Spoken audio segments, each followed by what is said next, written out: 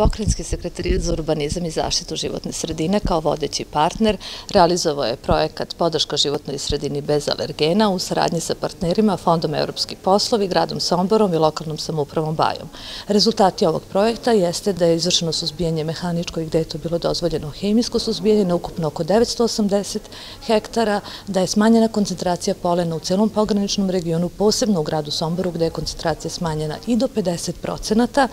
i takođe smo edukovali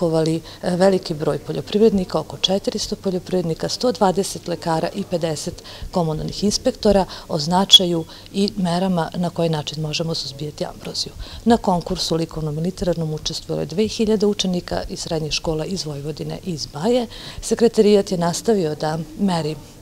na stanicama koje nabavio u projektu koncentraciju polena i da obaveštava javnost i dalje o tome. Web sajt i dalje funkcioniše, a takođe vršimo i mehaničko i hemijsko suzbijanje, ali obzirom da to nije dovoljno sa ovim sredstvima, da je problem zaista veliki u regionu, mi ćemo pokušati da i u okviru novog IPA projekta pronađemo partnera koji je zainteresovan da ovu aktivnost nastavimo i dalje.